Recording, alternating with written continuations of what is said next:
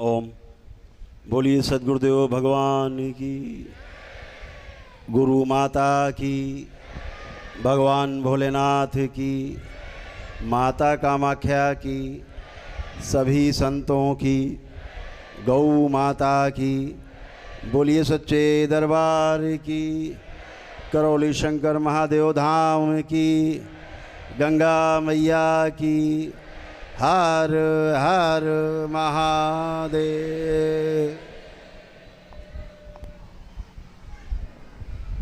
दरबार में सभी का बहुत बहुत स्वागत है।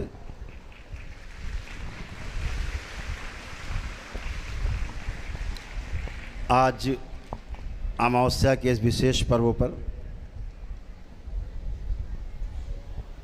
इस पावन पर्व पर आज आपके पितरों की मुक्ति होनी है और आप सब सौभाग्यशाली हैं कि भगीरथ की तरह आपको भी पुण्य प्राप्त हुआ है अपने पितरों की मुक्ति कराने का।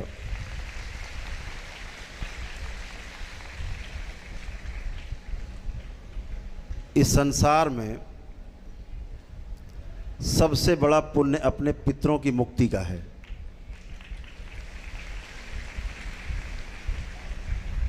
ध्यान रखो, अगर पितृ की मुक्ति नहीं तो जीते जी आपकी समस्याओं से, रोगों से, कष्टों से, शोक से मुक्ति नहीं, और मर जाने के बाद भी मुक्ति नहीं, प्रेत योनि में ही रहते। तो आपके पितरों की मुक्ति जो आज होने जा रही है, तो आज का दिन बहुत ही परम सौभाग्यशाली आप सबके लिए, क्योंकि वो आपके कष्ट और रोग साथ लेके जा रहे हैं। आज के इस पावन दिवस पर तमाम पितृ लाखों की संख्या में बाट जोह रहे हैं और विश्व के कोने कोने से जहाँ जहाँ धर्म स्थान है, तमाम भक्त जो शरीर छोड़ चुके अपने अपने आराध्य की शरण में जा पहुँचे हैं, उन दिव्य स्थानों में, उन आराधना स्थलों में, मंदिरों में, पूजा घरों में, प्रार्थना घरों में, उनमें से जो मुक्ति के लिए आए हैं, तमाम आप सबके साथ भी आ जाते हैं यात्रा के दौरान। तो सबसे पहले उनकी मुक्ति होगी जो अपने अपने आराध्य स्थल से यहाँ मुक्ति के लिए आए हैं। उसके पश्चात फिर आपके पितरों की मुक्ति होगी। भगवान श्री कृष्ण श्रीमद् भागवत गीता में साफ साफ कहते हैं, अध्याय 9 श्लोक 25 में, कि जो जिसकी पूजा करेगा, जिंदा में भी उसके साथ और मर जाने में उसके साथ ही रहना पड़ता है। भूत प्रेत की पूजा करोगे तो भूत प्रेतों के साथ जिंदा में रहना होगा और मर जाने के बाद भी भूत प्रेतों के बंधन में रहोगे, कभी मुक्ति नहीं मिलेगी। इसलिए भूत प्रेतों की पूजा, दरगाह मजार की पूजा, झाड़ फूक, टोना टोटका, जादू टोना, इन सब से दूर रहना है। ये हमेशा ध्यान रखना, ये आपको नरक में ले जाता है, जिंदा में भी और मर जाने के बाद भी मुक्ति नहीं होती।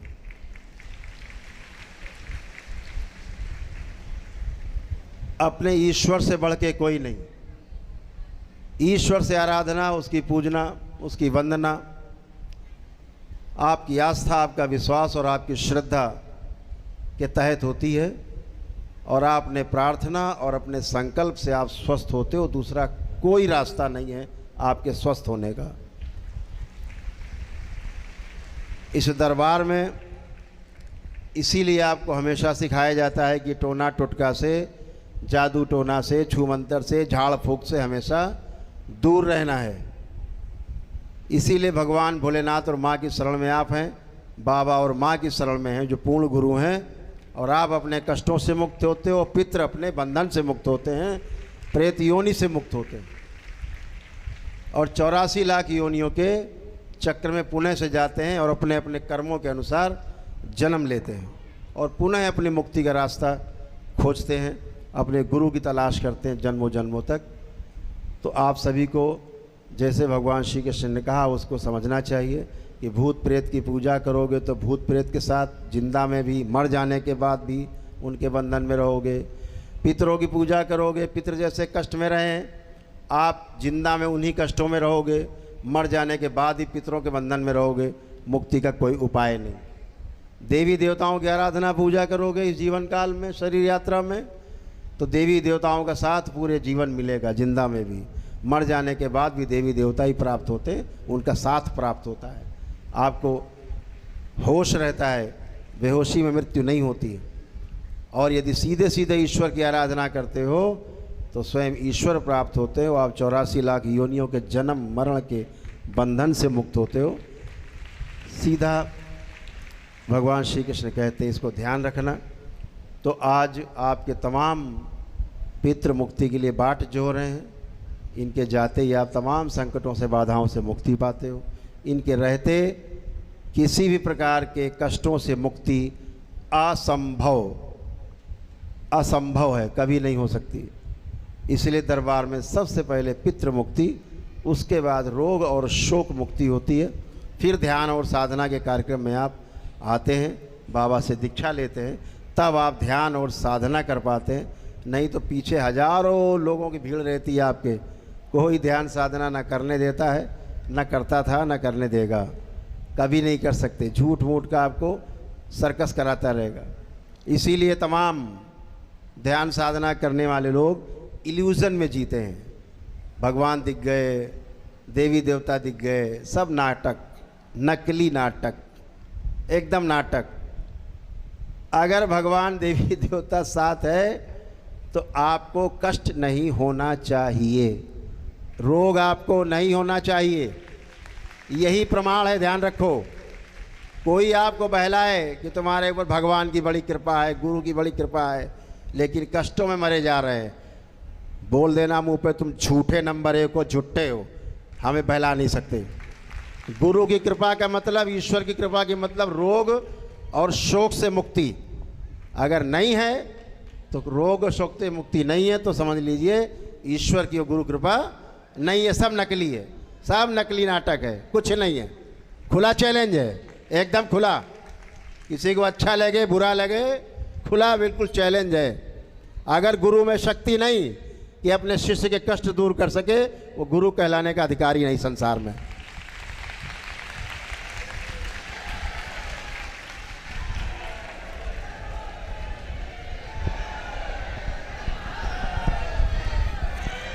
इस दरबार का जन्म इसीलिए हुआ है, पोल खोलने के लिए, पोले खोलने के लिए हुआ है लोगों की, कि झूठ मत बहकाओ लोगों को, बहलाओ मत, झूठा मूठा सपना मत दिखाओ देवी देवताओं का, ईश्वर का, ध्यान और साधना का। कष्टों से मुक्ति शरीर की नहीं दे सकते, तुम जीवन को क्या मुक्ति दोगे? तुम हैसियत नहीं तुम्हारी।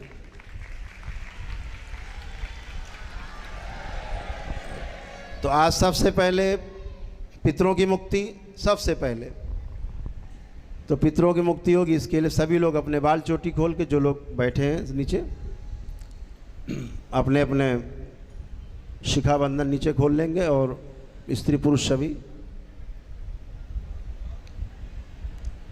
दोनों हथेलियां अलग अलग रखेंगे और नेत्र अपने अपने बंद कर लेंगे।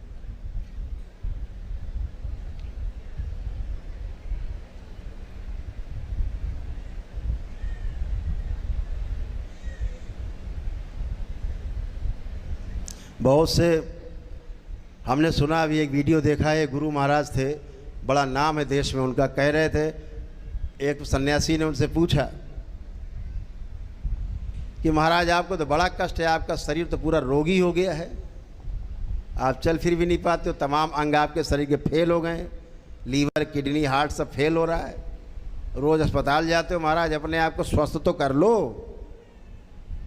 तो वीडियो देखा तो बड़ा तरस आया हमें उनके ऊपर। बोले वो, नहीं नहीं है, ये नश्वर शरीर है, ये तो नश्वर शरीर है, इसको क्या करना शुद्ध करके, इसको क्या करना रोग मुक्त करके, क्यों अपनी शक्ति को इसमें खर्चा करें? तो मिट्टी का शरीर है, ये तो नश्वर है, ये तो गल जाने वाला है, इसको तो सड़ जाने दो, इसको कट जाने दो। तो वहीं दूसरा एक भक्त बगल में बैठा तो बोले, महाराज अपना तो सड़ा रहे हो, ठीक है, हम ही को ठीक कर दो, हमें कष्ट है। बोले डॉक्टर के पास जाओ। क्यों बहलाते हो शिष्यों को, भक्तों को क्यों बहलाते हो, क्यों झूठ बोलते हो? इन्हें शर्म नहीं आती? सामने झूठ बोलेंगे, अरे भाई तुम नहीं अपने को ठीक कर रहे हो, तुम सड़ रहे हो, सड़ जाओ। चेले को तो ठीक कर दो भाई, चेलों को तो ठीक रखो जो तुम्हारी शरण में है।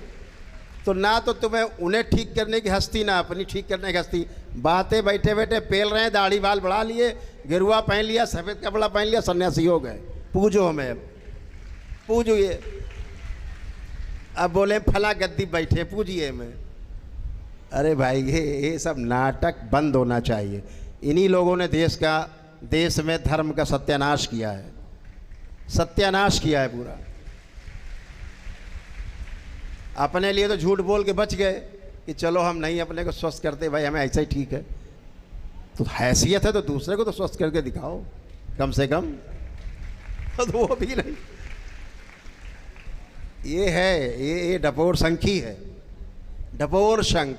लोग कहते हैं वाह वाह क्या बात महाराज जी ने कही, उनका शरीर नश्वर है, गल जाने दो, सड़ जाने दो। भैया दूसरे को तो ठीक कर दो फिर, अगर शक्ति हो तो। नहीं है, बातें बहुत हैं, बहुत बातें बनाते बैठ के। कथा सुनो इनकी, बातें सुनो, गदगद हो जाओ, और कुछ नहीं। छोड़ो इनकी बातें, आंखें बंद, सब लोग आंखें बंद, नेत्र बंद करें सभी लोग, और अपने अपने हृदय में भगवान भोलेनाथ को ध्यान करें। शक्ति स्वरूपा माता कामाख्या को प्रणाम करें।